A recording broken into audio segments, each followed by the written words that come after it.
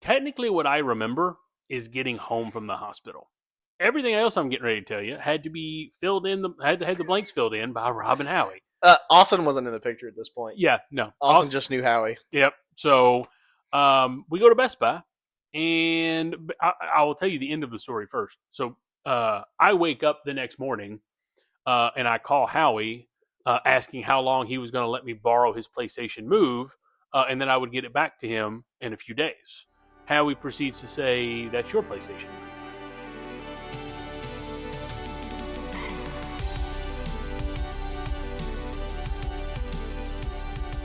All right, everybody. Welcome back to the Midnight Release. This is Chase.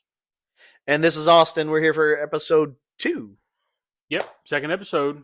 So, yeah, rocking and rolling. We're going. So, this was going to be about our console launches. Pop culture fever, mall culture, and just our lives through experiencing this stuff at GameStop. Yeah, and, today might even be, not so much, last week was very GameStop centric. But this one in general, we'll talk console wars. We've got a good one for you regardless. Our story mode will be going into, again, I think I mentioned this last episode, kind of like the console wars are over now that Halo is going to PlayStation 5, which is absolutely amazing. But I don't think they'll ever actually be over unless they stop making consoles. But yeah, there still will be that. I mean, in the grand scheme, the console wars kind of started. I mean, you could argue it was before this, but really the PS2, Xbox, GameCube era. I guess you could throw Dreamcast in there, maybe, but maybe. But obviously, it continued with the PS. We had the PS2, Xbox, GameCube, and then you had the 360, the PS3, and the Wii, and it kind of just kept going beyond that. So, and our side quests today are going to be Disc of the Day, where we have a specific game to discuss from the Golden Era, and Power Cycle, where we will get into some deeper, more introspective content and just nostalgia. Yeah, we're going to get a little deep on you today. We've got kind of a rotating door of these side quests, and Power Cycle is going to be kind of a heavy one. But basically, we got a lot to get into today. So get ready to chill out with us. Pop open that energy drink or pour a cup of coffee, depending on, what time of day it is or when you're listening to us. Or snuggle with your waifu pillow. Scott, that's for you. Yeah. Snuggle with the waifu pillow if you're into that. But let's go ahead and get lined up for some of these memories. All right. Console wars, man. So I truly feel. Now, I think we can establish this. So the PS2 came out in 2000, the Xbox in 2001, also the GameCube 2001. So first off, we need to point out the elephant in the room, that obviously was before either of us worked at GameStop. Yeah, and I also don't think, I didn't experience console wars at that point, if that makes sense. Well, that's fair. I mean, 2000. Well, we had a PS2, we had an Xbox, we had a GameCube. We had all three, so it wasn't like, and at that point, it really wasn't. Lucky you. Well, it was something my dad bought. They got what happened was, I think Wayne had an Xbox technically, and then the PS2 was something we actually had in our truck. Oh, okay. So for road trips and stuff. Well, that makes sense because the whole thing with the PS2 being such a big deal. Well, let's see. First off, 2000, I would have been 11. Is that right? Yeah. So I would have been 11. So you would have been in 2000. I was 6. Well, I was going to say, math's not hard. Is Come it on end? now. Is it? Well, that's what I was thinking because is it the end of? I'm pretty sure. I didn't look up the exact date. I just know is it probably the end. In 2000, I would have been 6. Yeah. 2001, I've been 7. Okay. Because Fair. I turned, obviously. But so PS2 release was in 2000, the Xbox 2001, GameCube also hit in 2001. No, that's what happened. So the Xbox came out the year before because No, year after.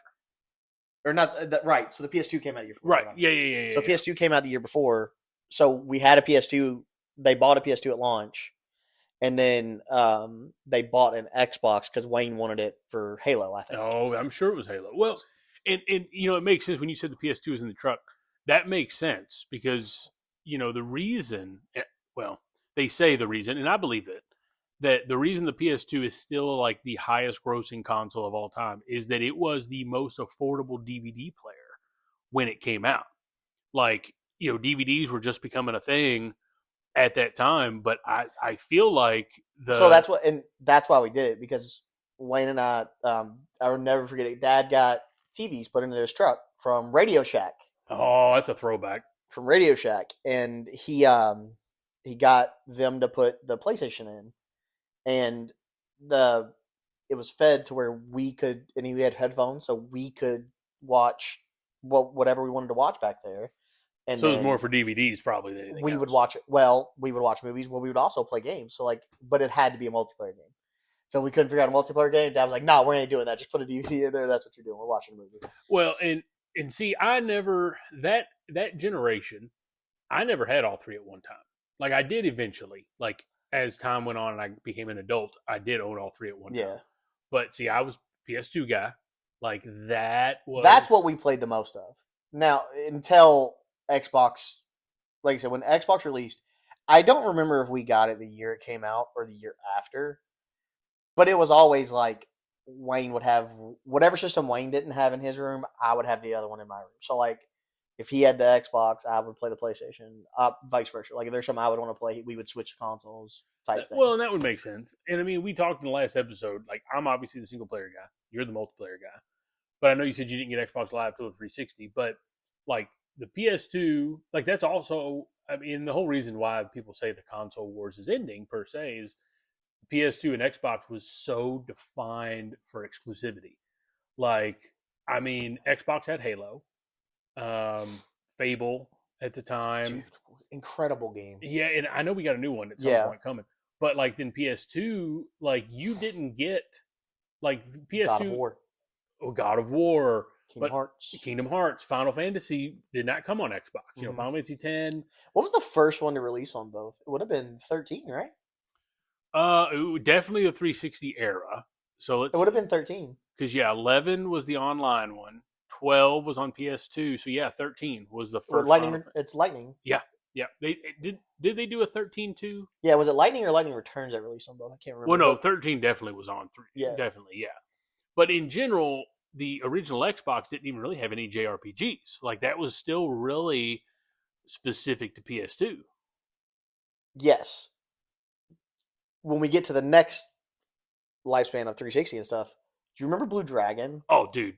Oh, excellent game. That's what I was just getting ready to say. You started to see JRPGs pop up on the 360 era. Because they had the Tales game on 360. That was the first time the Tales game came over. Was it Vesperia? Vesperia, I think, was the first one. And then you had Blue Dragon. Blue Dragon. Blue Dragon was fun. Which Akira Toriyama had done the art for. Which, of course... That's your guy. Yes. Little do you all know, but Chase is currently wearing a Dragon Ball shirt and also wore Dragon Ball Crocs. Yeah, my whole wardrobe is Dragon Ball. And I have a Dragon Ball backpack today. That is also true. But with PS2, that was my thing, like hands down. Like that was the console that I played everything on. We talked in the last episode about how Halo 2 was my first consumer midnight launch. I got an Xbox, but see, I told you I never had them at the same time. So I kept trading stuff in. So I had a PS2 with a bunch of games, Devil May Cry, the Budokai series, DMC was a great game. That was exclusive. That it was. Devil May Cry 4 was the first one. Yeah. But see, that's the thing, that PS2, Xbox, you really saw the exclusivity where it wasn't just like Sony Studios, Microsoft Studios. Like you had Capcom. Like I'd have to look. I don't think Capcom released a lot on the regular Xbox. No, because that would have been Sega is another one because they had the Dreamcast, and technically they had exclusives because all the Sonic games were originally on. Well, that's the thing. When they gave up on the Dreamcast, they partnered with Nintendo. No, and then it went there. But you see what I'm saying? Like it's another aspect. Yeah, I think we did end up getting Shadow the Hedgehog. Yes, and then Shadow the Hedgehog was definitely a PS2 game. Yeah, but no, I got rid of my PS2 and all my PS2 games to get an Xbox solely for the first Halo, and I kept an Xbox. So the first Halo, I think we looked at it. It was 2001. Yeah, I think we said 2001. And I think it was 2004 was Halo 2. I kept an Xbox up through Halo 2, but then there was something else that came out that was only on PS2, so I got rid of the Xbox. Like I did not. Did you go back and forth a bunch Oh my gosh, the amount of times I traded a PS2 to get. Now we all know about GameStop trade values, though, so it was not an even trade. Like I had to trade in the system with like all my games, and then also put some money forward just to and that's the thing. But I've said before, I'm a Sony fanboy, and the technically the PS1 is kind of my where I became a gamer. We'll get into that later, but I did eventually, though. You talked about Sega partnering with Nintendo, and that's where a lot of Sonic games came to GameCube. I got a GameCube, but the only reason I got a GameCube, like at all, was because they did the Metal Gear Solid remake, the Twin Snakes, which Metal Gear is my jam. So, I mean, Austin called out me wearing all my Dragon Ball stuff, but my next obsession would be Metal Gear. But Twin Snakes, and then also Tales of Symphonia was on GameCube. And see, I don't know if any Tales game. No, there were Tales games on PS2. Tales of Legendia, I think is how you said it. But you're right, there was no Tales games on Xbox at all until 360.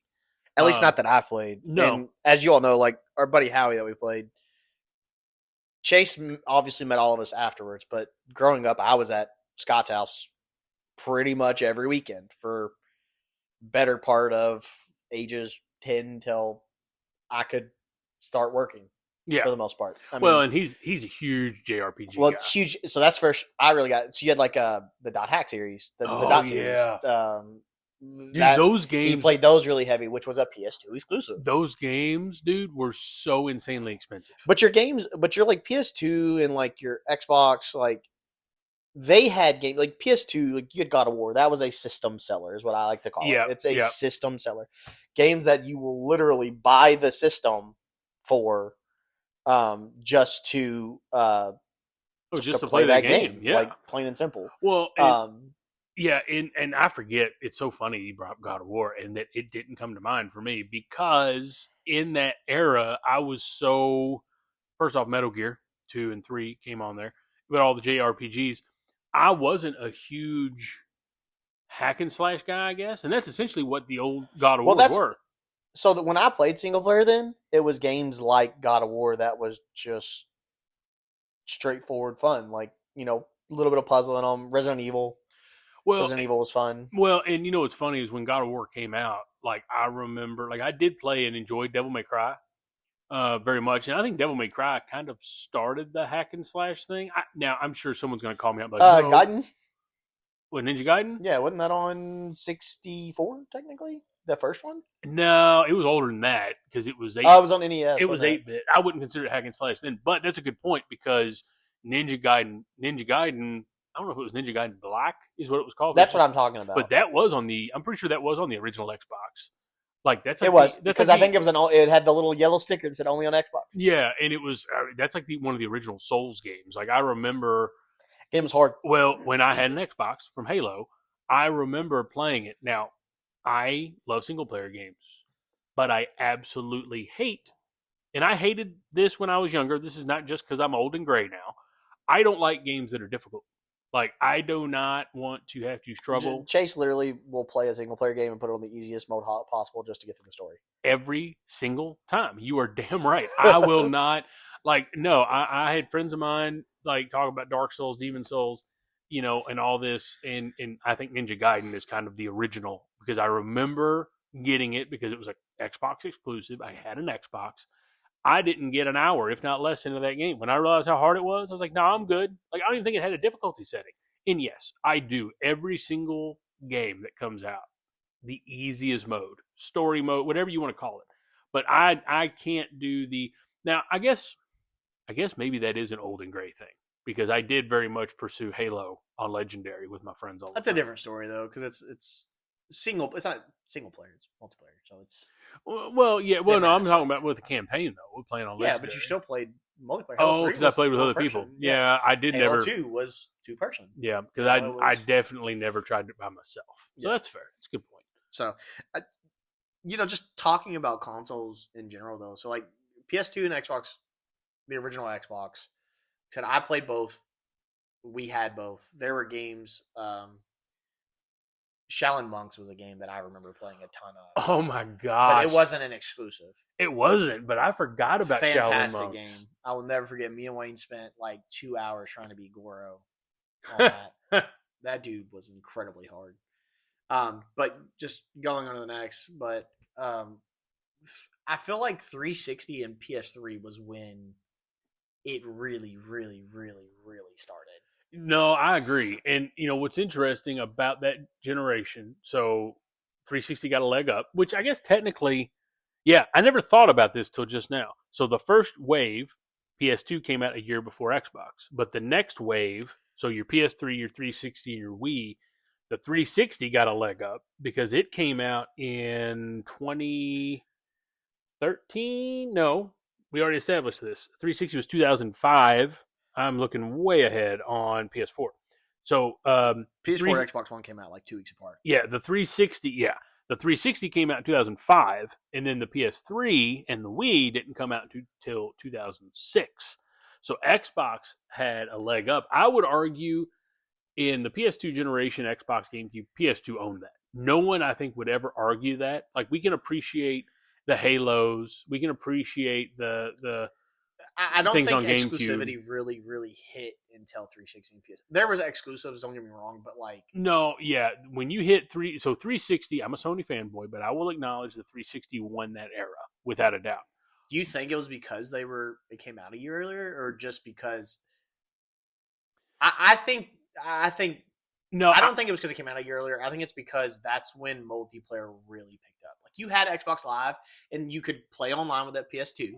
I forgot about that. Stuff like that. Yeah, because SOCOM and 360 came out. Like, that's what I'll never forget us playing Call of Duty 3 with me, Wayne, and Dad sitting at it.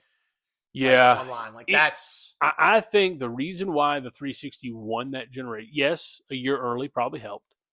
They also did backwards compatibility, where you could play regular Xbox games. PS3. That's true. You had to buy the big one. When the PS3 and I'd have to look. Wasn't up, price really crazy too? That's what I was going to say. So the pricing, I'd have to look it up specifically, but the 360 was reasonable. But I clearly remember the PS3 having two versions. You had the 60 gig Fat Boy that had backwards compatibility, had the SD card slots and all that. It was $600, which for back then is insane. And then the 20 gig was $500. 360 came out like $300, right? I think so. There was a huge price difference, and I think that screwed the PlayStation 3 something fierce. I will agree with that. I think that hurt. Thinking about it, that probably did hurt more back and forth back then than anything. Oh, yeah. Because, I mean, I'll never forget we got that. We opened that box, man, and just started pulling stuff out because, like, you could get that extra controllers, battery packs, games, everything for less than what you could get a PS3 for. Yeah, technically. It was... Which I didn't really know. At the time, I was young because 2005? 2005 was when the 360. I was 11 years old. I didn't really like Wayne was I think Wayne was a freshman in high school, so I was 6th, 7th grade, just figuring out really. So... No, the pricing was definitely a big piece of it. And it's funny that you brought up, because I think that also plays a role, with the controllers, still doing AA batteries and all of that. PS3 went with rechargeable controller. They had the 6-axis, the motion stuff in there. So the controllers were more expensive. Like, I feel like I need to pull up the pricing to remind me. But I know for a fact that the PS3 was $600 and $500, which was insane. But the other thing, too, and it is size. Like, that PS3, that Fat Boy was massive. You know something else that I think hurt PlayStation? Is originally they had the free multiplayer. Yeah, that was a difference because Xbox still charged for Xbox Live. People like that until SOCOM 4. I will never forget SOCOM 4. Yeah. That's when they got hacked. And SOCOM 4 came out and you couldn't play the game. You physically couldn't play the game. Like, we had people, because at that time, I was working at GameStop. Do you know how many PlayStations we had traded in and Xbox bought because of that? You never had an outage like that on Xbox. Yeah, well, that's true. Sony, again, Sony fanboy. They've had a lot of security issues, hacks, and things like that over the years. There is no doubt about that. However, despite the Xbox 360 winning that generation, which I do agree, I will say, from quality of hardware perspective, most people I know who got a PS3, they bought one, and they may have gotten a Slim or something like that. but they bought one, and knock on wood, they did not have to replace it. See, I remember a ton of the 60 gigs, the Fat Boys being returned and switched out and well, stuff like that. What I'm getting at though is the Red Ring. The Red Ring of Death. Yeah. The amount of 360s that succumbed to that was mind-boggling. I'm not going to disagree. The Red Ring was crazy. I think we had a Red Ring on our original system, and then we didn't have one like for a long time. I remember there was once that we didn't have the cords plugged in all right. If you remember, the cords weren't plugged in all the way. It'd give you 4. Yep. So there was one that was just real dim, and we were worried, and then we were like, oh wait, hang on a second, and we fixed it. But Microsoft fixed it though. I'll give them that. But customer service was always top tier with Microsoft. Yeah, well, and I can remember working at GameStop. Like they, some of the things online were actually pretty valid. Like the towel trick. Yeah, where I remember the towel trick. You turn it on, wrap it in a towel, and leave it on because it would. The methodology, I guess, was because it would get warm, so warm that like the motherboard would like warp or something to fix the issue. But I mean, it just I do feel that the PS3 was a more reliable system. But I will say, going to the previous generation, well, I love Sony, but what pissed me off about Sony with the PS2 generation was the whole big PlayStation, small PlayStation, because that continued to the next generation where they had the big PS3, then the Slim, and then Xbox jumped on that bandwagon too. Yeah, because you had the original 360, then you had the 360 Slim. Yep, and then was the Elite? No, the Elite at first was just a black 360. Yeah, it was but it was a version of the Slim that came with the hard drive. Right. Remember, you could buy the Slim without the hard drive. It came with a 4 gig internal. That's right. You could buy the internal afterwards. But originally, when the Elite came out, it came with the Kinect. Yes, but I think there were two. There was the Elite that was just a regular 360 with the faceplate and everything that was black. But then there was the Slim, but I feel like they called it something. But it came with the Kinect. It was that instead of having the matte finish, it had the gloss finish on it. So the other thing that I think, which we still haven't even touched on Nintendo, which is a whole different. Oh goodness gracious! Oh god! Which we're going to get there in just a second. Yeah. But the also thing that I can remember, I know the original Xbox had there was a couple, there was the see-through green Xbox. Yeah, it was the Halo one. Yeah, the Halo one. There was a see-through green one. Xbox. Yeah, I don't think PS3 did any exclusive. They did one, but they did Slims because there was. You remember the slide top one? Well, yeah. I mean, the artsy ones. Like Xbox had the clear Xbox, and then on 360, we talked about it on the last episode. The red Gears one, the Modern Warfare 3 one, They had a Halo one on that. They had a Halo one. It was wasn't there a Resident Evil 5 bundle? Also, it was a red. I don't think it was a system. Yeah, I mean, but we have to look them up. But I remember there were systems on systems on systems because we owned the Modern Warfare 3 one. We owned the Gears one. But that was because I bought them. I was 16 and everything that I went, let's be honest, back when I was 16, everything that I made went back to GameStop or to that's fair. Wendy's across the street. That's where I went. No, and it's funny that you call out the fact that we hadn't even talked about Nintendo. And that's valid. The PS2, Xbox, GameCube generation, Nintendo just kind of was meh. Nintendo. But I mean, there was a lot of good games on the GameCube, man. It's true. There was Final Fantasy Chronicles, where the Crystal Chronicles. I liked that game. Sucked. But it was really fun whenever you had it was a game whenever Scott came over. We could all play it together. That's right. That's why it was fun because it's multiplayer. Well, and I didn't really do a lot of multiplayer. Yeah, because. Don't you dare say I didn't have friends. You said it. Not me. I know. I walked into that. But no. But that's why I liked the game because it was multiplayer. Yeah. So me, Scott, and Wayne could sit there and play together. I didn't think about that. But no, the next wave though with the 360 and the PS3, the Wii. I know I said 360 won that generation. I'm pretty sure the numbers don't lie, and the Wii probably won that generation in the grand scheme. But the thing is, it's almost. I almost feel bad putting the Wii in the same bucket with Xbox and PlayStation because the Wii was totally different. Totally different. That is something that Nintendo, in my opinion, to this day, it does is they have their faults. No one's going to deny that. They sue everybody. They sue everybody. You have the whole licensing thing that everyone was upset about with the Switch 2, like that whole thing. Their consoles are such, I don't want to say niche because it's not really like a niche group because everyone buys them. Like everyone buys them.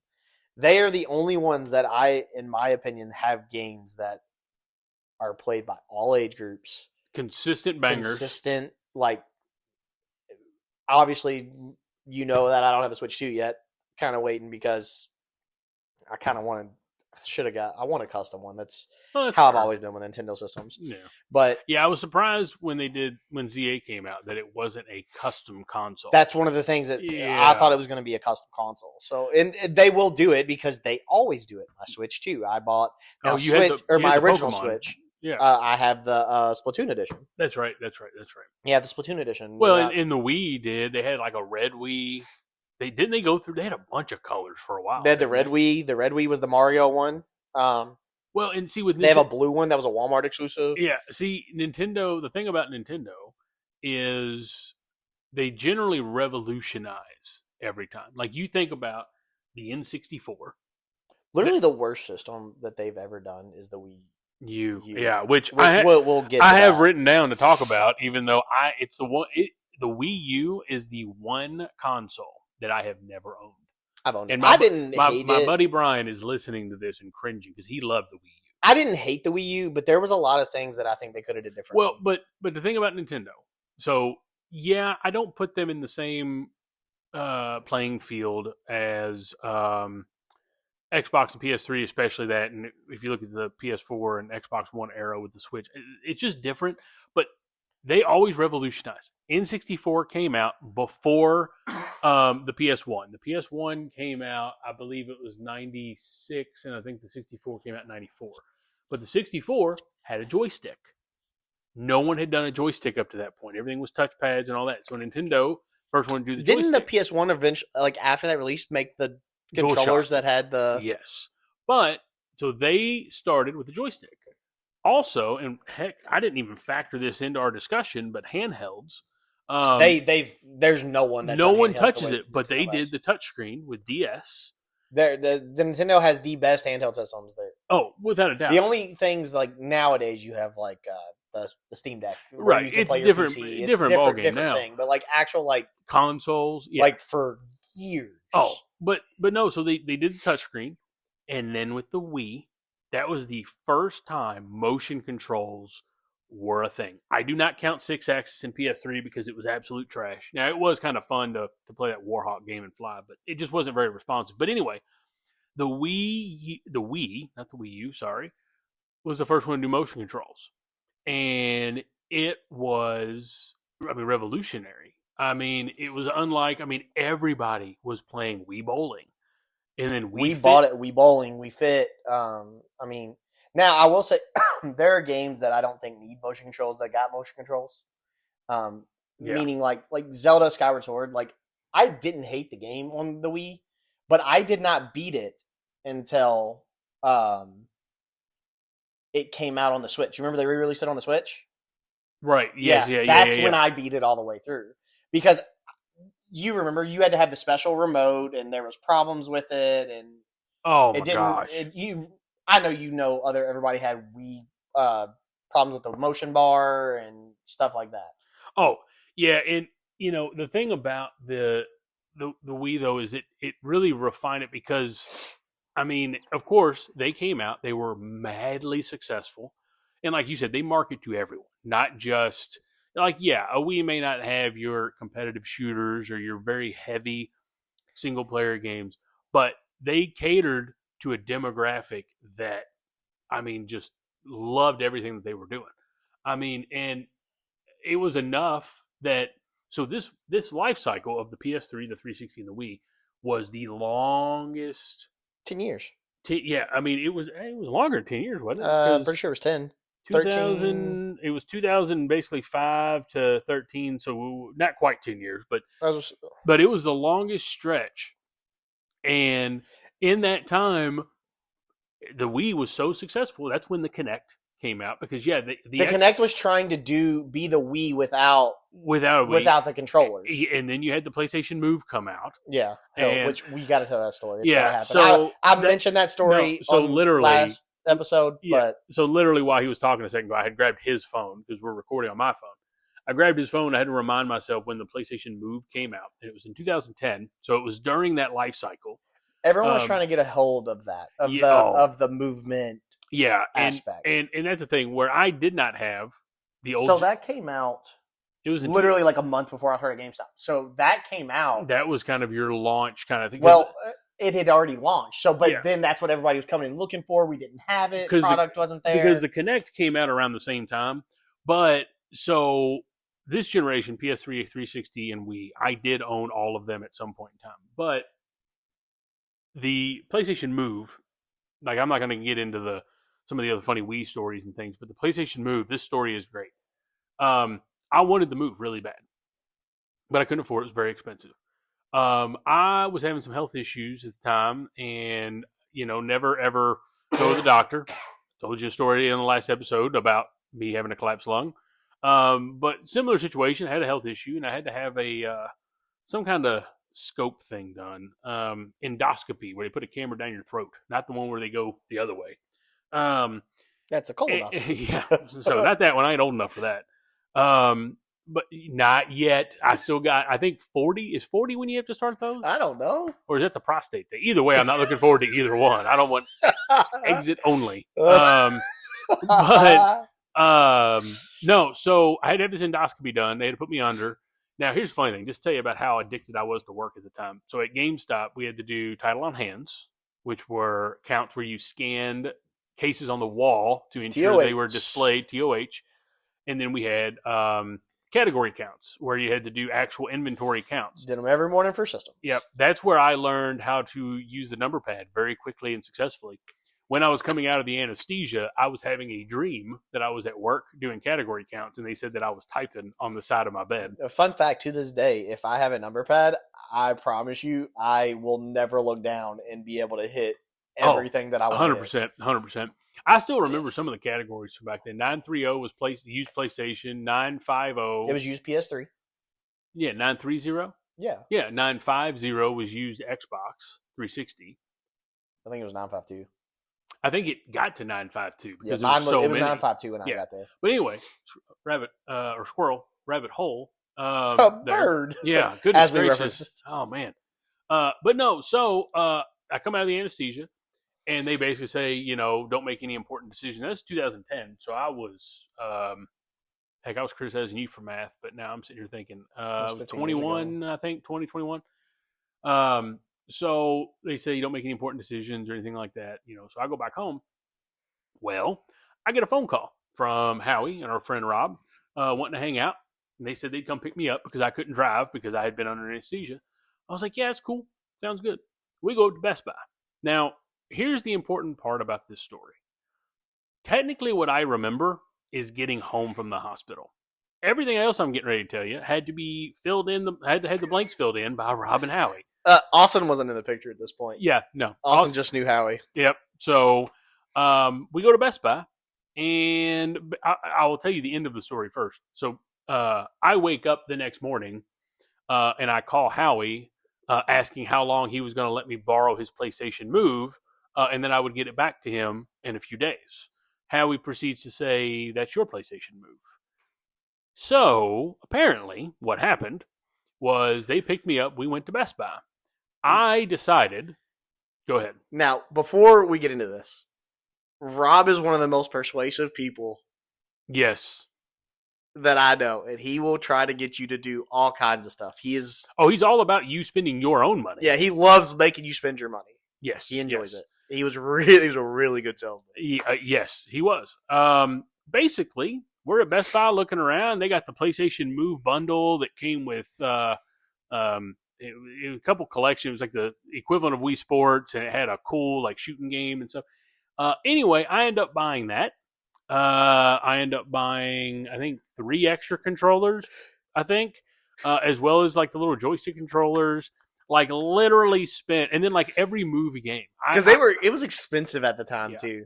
I had just gotten I was very young and dumb when it came to credit cards. I had like 40 grand in credit card debt by the time I was like 22. Hashtag thank you Howie's mom for helping me get out of debt in that situation.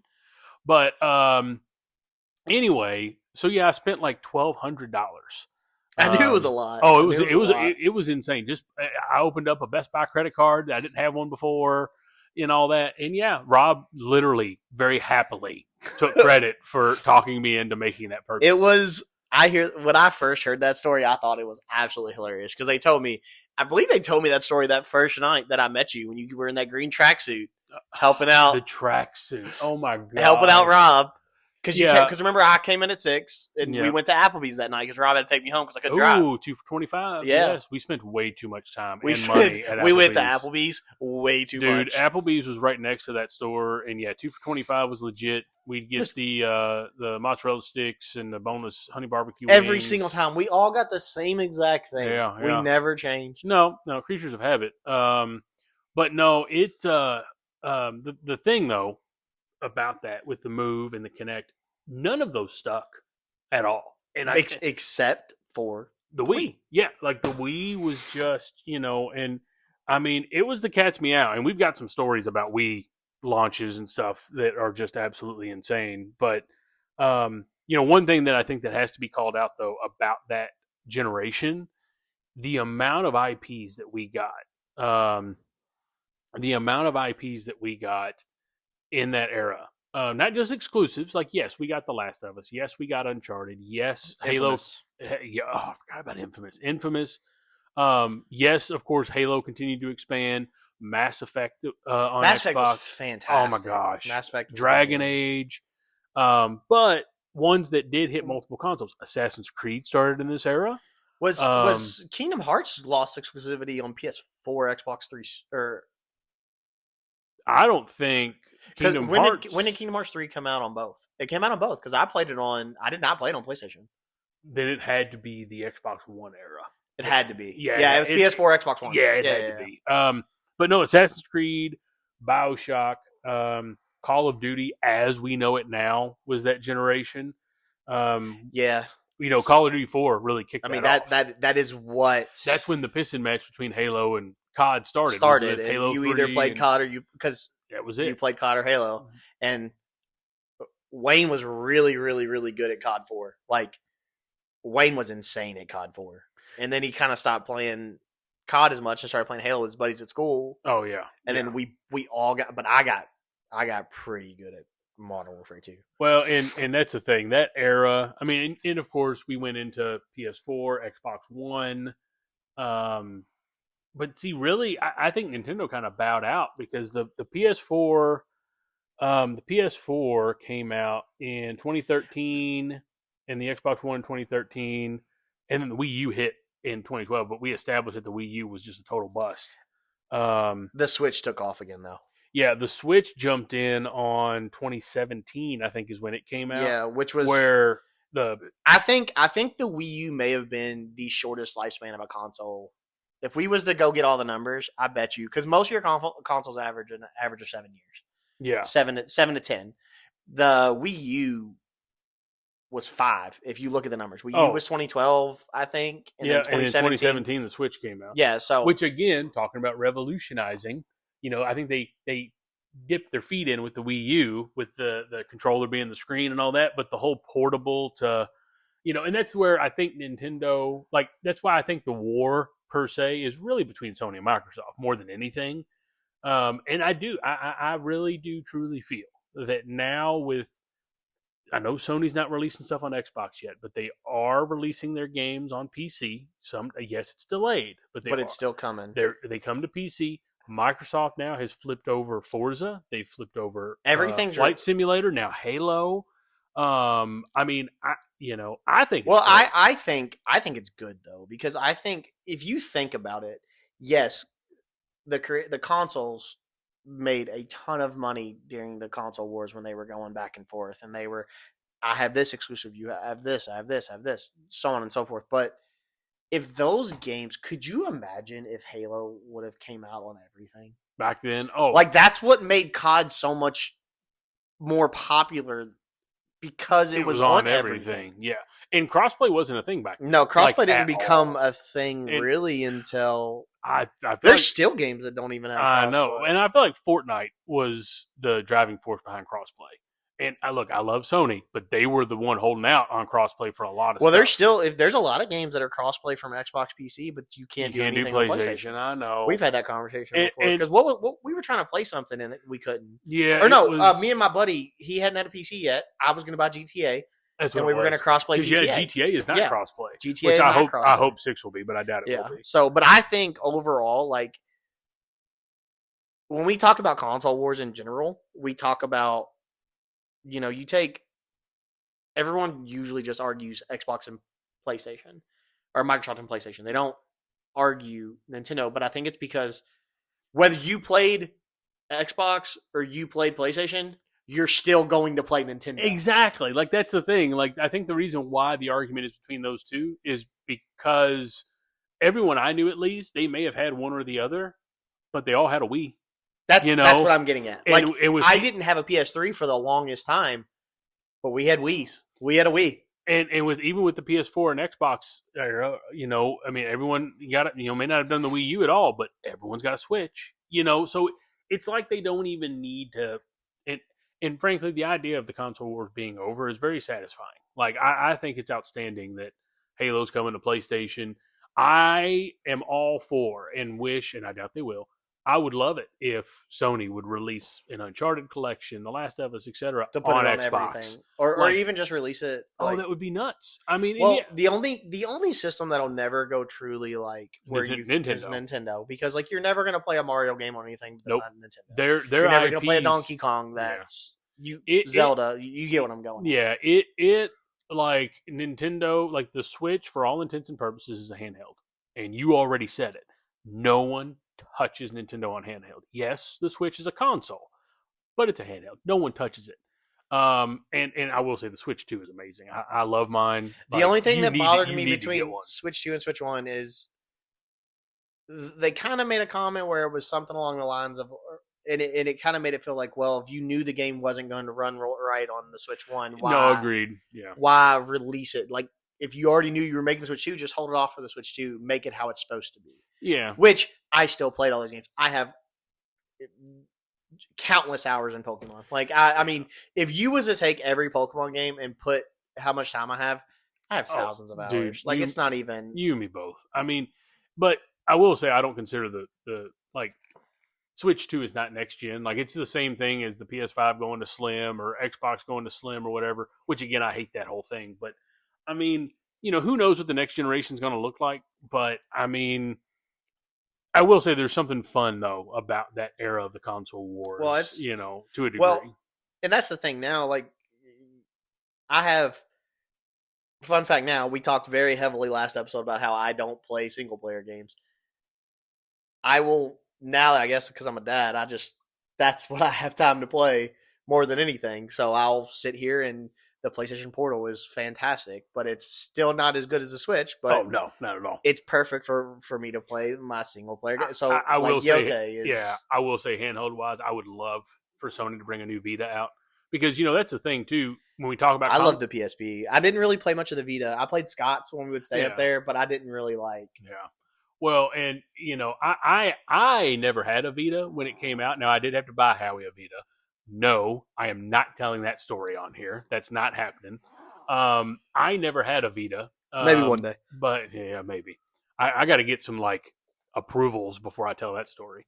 But I do have one now, which is great from where I got it. But Xbox never got into that. Like when you think about handhelds, like Nintendo and Sony had handhelds, but I don't even consider that a war. I mean, that was a slaughter because the PSP didn't touch the DS. Yeah. Like, and I know we kind of talked about it last time, but like working at GameStop, the last episode, your big launch was the consoles. Consoles. I was an SGA. I got promoted right after, not too long after this. I was an SGA for when Xbox One and PS4 came out. Oh yeah. So I was 18 and they both launched. We had a very successful launch. It went really well. The biggest problems we had were people trying to come in and hey, let me get one. Hey, sorry, man, we're sold out. Like, that was what your problem was. And then I will say this, from what I can remember, but I didn't work 360, hardware was a problem. Like, getting hardware on console launches. That's the difference nowadays, I think, is 100%. I mean, you don't have the PS5 and Xbox. like there was that. Xbox Series. There was not an issue finding those consoles compared to before. Comparative, like PS4 was like sold out for a year.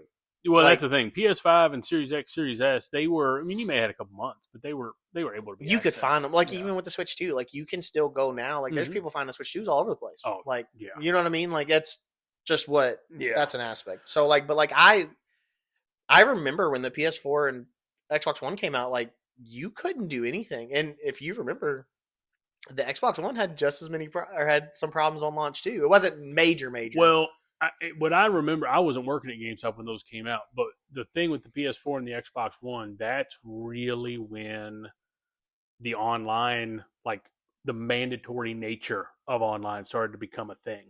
You know, that's when the Xbox especially was focusing on their media connection with how it could like connect to your. You could connect your TV and run everything out of your Xbox. And I remember there was a lot of heat around. And there was a lot of people, because remember, I will never forget, because again, he's a Sony fanboy. He's said it multiple times. I played 360. That's what I played. Like, I played 360. I didn't have a PS3 until way later in the aspect. And when the Xbox Ones and PS4s came out, I bought an Xbox One, because that's what I bought it. My dad bought it. Brother bought it. Like, every one of us had an Xbox One, which a lot of you, obviously, you all do not know about this, but we had multiple 360s in our house. Remember, we had but it was because my house was the hangout house for all of our friends, so all of our friends would come over. You also had that massive projector. We had the massive projector room. Which what did you play on that? So there's a picture floating around somewhere. It's not of me, but it's of Howie. We played Dragon Ball on it. That's what. And there's a picture of Howie, and because it was a huge projector, he's like the same size as Broly, kind of thing. Yeah. Or something, which I guess Broly's a bad example because Broly's huge. But it was we played a lot of Dragon Ball on there. We played some COD on there, but obviously a bigger screen is not better. I got a Nuke Modern Warfare 2 on that. Yeah. Well, but yeah, console wars, great time. All those different waves of generations. I guess ultimately, what do you think? Do you think the console wars are over? I think they're close. I think Nintendo. You don't ever really put them in the frankly, take Nintendo out of it. Between Microsoft and Sony. Now, you're not really getting exclusives anymore. I mean, PlayStation still has a few, but I mean, not really. I mean, like you said, they're going to release on PC nowadays. And to be honest, like I said earlier, I don't remember if I said it this episode or last episode. PC is what everybody shipped into anyway. Yeah, like, for the most part. I mean, 90%. I think that's what's hurting consoles more than anything. Yeah, I mean, I will always be a console purist, but no, I think that the console wars are coming to an end, and in general, let's just clarify, like, we're pretty, laid back folks. Like, play what you want to play. Like, this is not us saying that, like, oh, if you don't, just giving art. Yeah, if you play Xbox, then I don't like it because I like PlayStation. Because I promise you, I owned every single one of them. Yeah, exactly, and I do now too. So, but all right. Console Wars, we got through today as our story mode. We need to pivot over to our side quests. We went down a few rabbit holes on that one. So our segments today, we already talked about. Austin kind of set the stage for us. We've got Disc of the Day that we're going to talk about first. This is a first-time segment, so we're just going to pick a specific game and talk about it. We'll just do that for a couple of minutes, and then we'll jump into Power Cycle after that. And today we are going to talk about what I believe is one of the peak Call of Duty games. I think it is the peak. Black Ops 2 was. And disagree. I was, again, single player, multiplayer, difference. You weren't good. You were terrible. I was not. Just because I went 2-22 on one of the games we played at your house. Wasn't that the same game that I had like 60 kills? Yeah, no, I suck at multiplayer. I don't. That's a fact. But Modern Warfare 2 is the game. There are so many stories that I have and fun. That's when now you're getting it in some. There's streamers that do it. My favorite streamer nowadays, the Quip things where you can voice chat in the VoIP in the game, things like that. you had your lobby chats and stuff like that. Now, did they get a little out of the way sometimes? Can you imagine if there was some way to access the lobby chats from back then? Some of the things that were said in those lobbies from I learned a lot in those chats. Yeah, well, but what I was... And you were younger than me. You were hearing things you really shouldn't have been hearing, probably. What I was getting at, I'll never forget. There was a day, it was me, I think it was me, Wayne, Scott, our buddy Josh, and we had a full team. And we got in, this team was talking mad trash. And would expect nothing less. Yeah, you would expect nothing else. Well, you know, people who know COD, or knew Modern Warfare 2 at the time, you played, you know, you were in 7-11-25, you got a nuke. It's how it went. You got your 7 kill streak, you got your hair, you're pretty much just... I never experienced that. I did a lot. That game, that team was talking so much trash. It was on Favela. It was my favorite map, and I was using it in the Say it again? Favela. That is not how you say that word. That is how I say it. No, that is not how you say that word. Where you live in Louisville. I cut you some slack. Continue. Okay, so, and some of our friends are from Bowling County. Yeah, fair assessment. Yeah. So, well, I can't say nothing. I live there. I was going to say, you grew up in Bowling County. You just told on yourself. But anyway, I did love that map, though. That map was one of the greatest Call of Duty maps, in my opinion. A lot of people didn't like it, but I love that map. There was very few times whenever I was doing that if I played that map that I couldn't get a nuke, and I got it very often. That particular game, I think 5 of the 6 of us got a nuke. That's insane. It was crazy. Was Crash Modern Warfare 2 also? Yeah. Yeah, see, I liked Crash. See, I suck. I think Crash was the one that was a COD 4 over.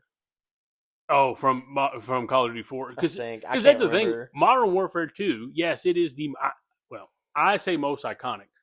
But even Black Ops 2, that you said is the most iconic. We would not have those if it wasn't for Call of Duty 4. That's the first one. Do you know what I played more than, believe it or not, I played Call of Duty 3 more than anything.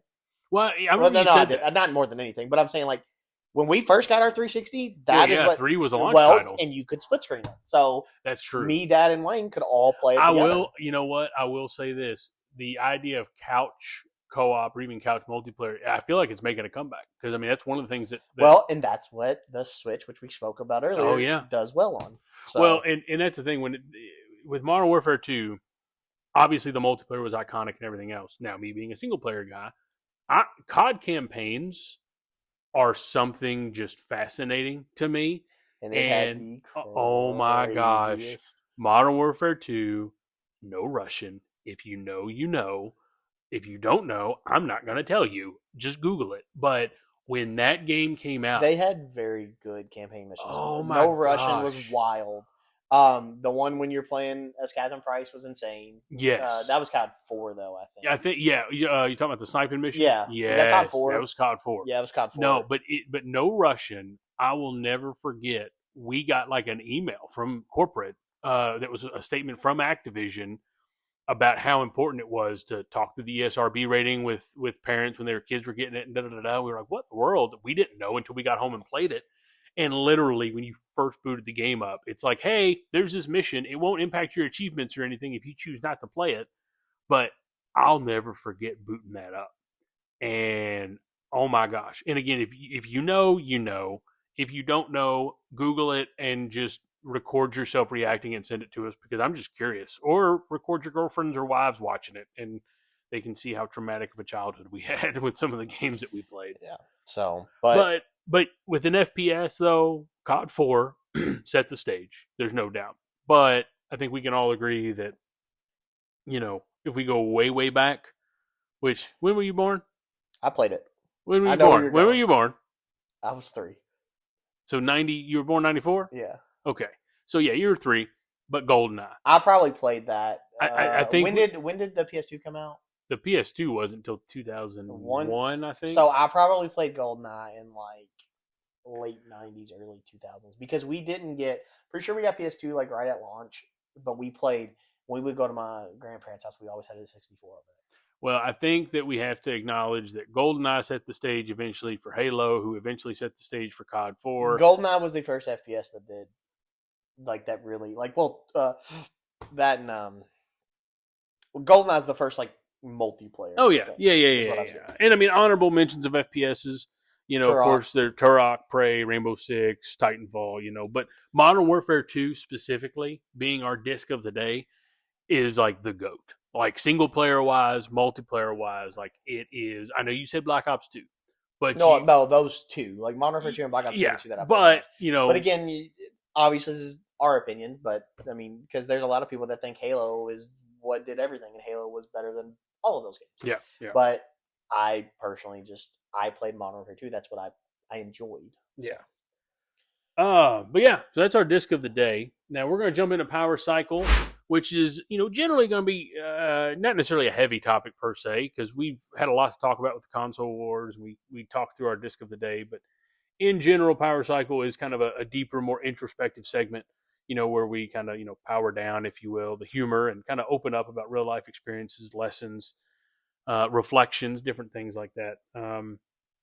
That being said, this one has kind of some very specific questions to guide us in kind of the heavy topics. Austin, when would you say that you became a gamer? Like, what was the moment where you would say that I'm a gamer? When I got the Pikachu edition Game Boy Color. Oh man, the one with the yellow one had yellow in it, and Yep. I bought Pokemon Blue, and I'll never forget Wayne getting so mad because I was literally like 4 years old, I think, because it came out late '90s, early 2000s, and so I was 4 or 5, and I still didn't really know what I was doing, and I would always be like, "Hey Wayne, how do I get past this?" So he was having it. It was the typical little figure out my little brother like.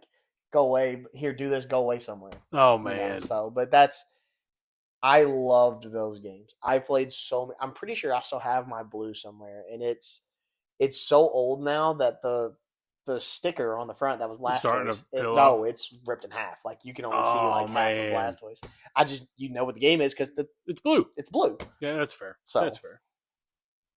I think for me, when I became a gamer, it's a pretty obvious time frame. So 1998. And 1998 is a very significant year for me. I have learned this. Not calling you old, but how old were you at this point? 1998, I would have been, no, I was born in 89, so I would have been 9. Yeah. So I was close. Yeah, you're close. There was a lot that happened in 98. No need to get into the specifics around all of that, but good things, bad things. I have recently gone down a rabbit hole on 1998, though, and realized that was a very important year for me. And from a gaming perspective, like I played games. I played, Nintendo and Super Nintendo and Sega Genesis, and I've got memories playing Duck Hunt with my grandpa and all that. But 98, my mom had gotten married, and my stepdad at the time got us a PlayStation. I wanted an N64. I wanted to play Ocarina of Time because my cousin had it, but he got us a PlayStation. And then I'll never forget ordering pizza from Pizza Hut and getting a demo disc. And any of you all that are heavy on nostalgia, like right now, you know exactly what demo disc I'm talking about. It had Metal Gear Solid on it, had Tomba, had Tomb Raider 2, had Gran Turismo. That demo disc immediately made me ask for Metal Gear for Christmas. I got it for Christmas. That game, Hideo Kojima is the GOAT. He can do no wrong. I love everything he does and touches. That is the one exclusive PS3 console that released, by the way, was a Metal Gear Solid 4 Special Edition. But 98, playing that demo disc, playing Metal Gear Solid. You're talking about the ones that actually had the like the jam-packed demo disc kind of things. Yeah, you can no. I'm talking about the console. When you say that, you're talking about the ones that actually had a different Oh yeah, different color and all that. It was a gunmetal gray. But yeah, but 98 Metal Gear Solid, that demo disc, and then frankly right after that, Final Fantasy VIII came out, which is in 99, and that was my exposure to JRPGs. But 1998, hands down. So, okay, so what has gaming done for you? What overall do you feel like it does? I feel like the cliches around it's an escape or allows me to unplug or anything like that. They're all cliches, but gaming brings me a level of peace that I just can't explain and have never been able to explain. And it comes up very often. Like I'm not a very emotional person. I'm very logic thinking. I'm not saying you can't be logical and not be emotional. I am not an emotional person. So very logic based. Yeah, very logic based. And gaming, I get emotional. I mean, anime, I get emotional. Like I think about playing The Last of Us. If you know, just right there at the beginning. I mean, that's just one example. Metal Gear in general has hit me in ways I can't even explain. But it really allows me to be emotional, which I don't really have that capability any other ways. It also, not so much now as an adult, maybe I'll get back into it at some point, but it kind of encouraged creativity out of me. I used to write a lot back in the day, fiction, and gaming really helped me with that. With some of the stories, I do think actually, I just at one point in time, I got a program that formatted for script writing, and I wrote a script for a game and sent it into Konami when Hideo Kojima was still there. Like I have sent Hideo Kojima 3 emails my entire life. 1 when I was a kid with this script, and then 2 in the last like month and a half. With the things I've had going on, I actually sent an email after I learned some new. Anyway, that's weird. But anyway, and then the other kind of funny thing, dude, it would be crazy if somehow you ever met him. Oh my gosh, I'd lose it. I know someone who met him in L.A. or San Diego Comic-Con, and he's got a Peace Walker statue with it signed by Hideo. But the other kind of funny thing is that Final Fantasy games didn't have voiceovers back then, so you had all that reading. I hate reading books. I never read a book at all. Like in school, I used pinkmonkey.com, Cliff Notes. Like I never read anything. Catcher in the Rye, no. There was internet in the school when you were there? Dude, yes, we had the internet.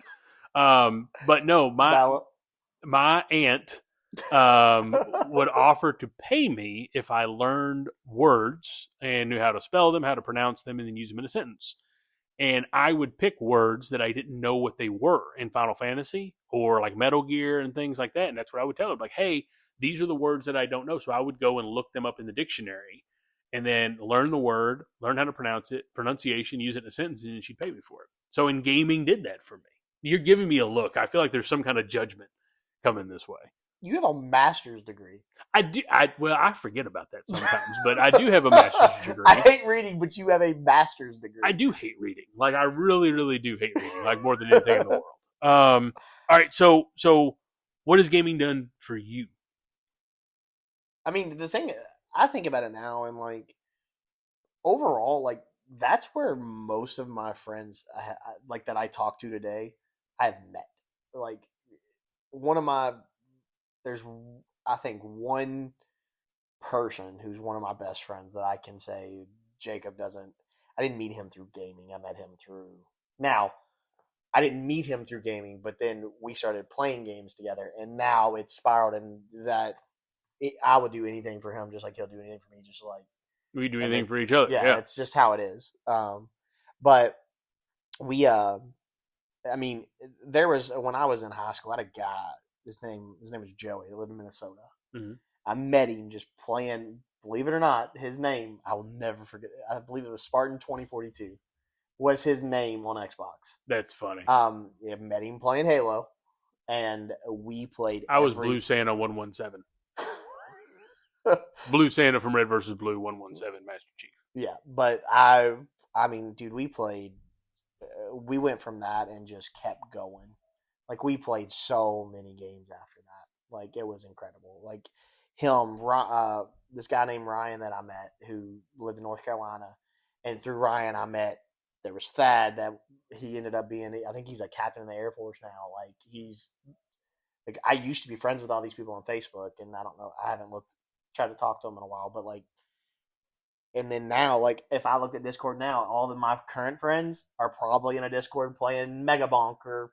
Oh yeah, I gotta download that. You keep telling me about that. So, but I think it's just that, and it's like where I am a competitive person at heart. Like I like to be competitive.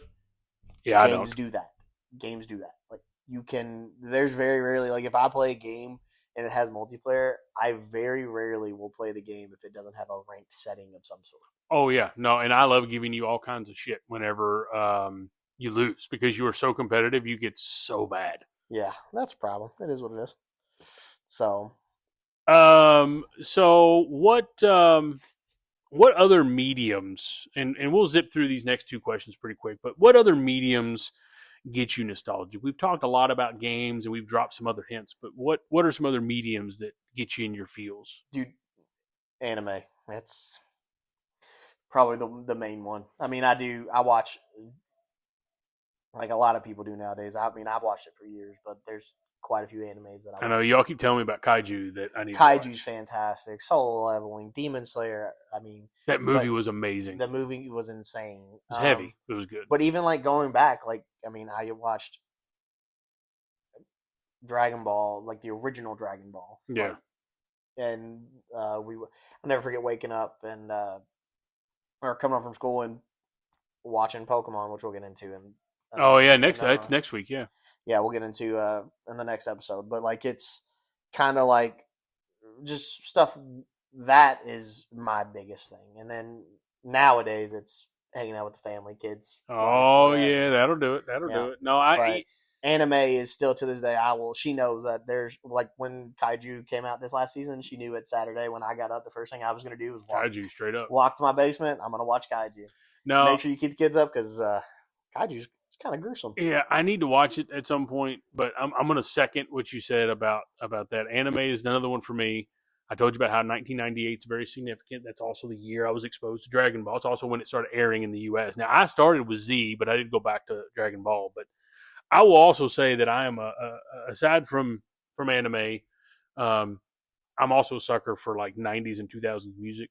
Like all things, though. Like all, rap, country, anything from that era. Like I started growing up as a kid with like 90s country, and then I went into rap with like Dre and Eminem and DMX, Rough Riders, and then I evolved into like that's why and I think that's something that then like original like Lil Wayne, the original Eminem like that today, like dude, there's something about music. Like gaming is a medium that is unlike anything of its own. So is anime. Music, like usually on my playlist, it's going to be anything from that era, and I evolved into like a lot of folks, Linkin Park, Breaking Benjamin, and all that. But any of that music around then too. Well,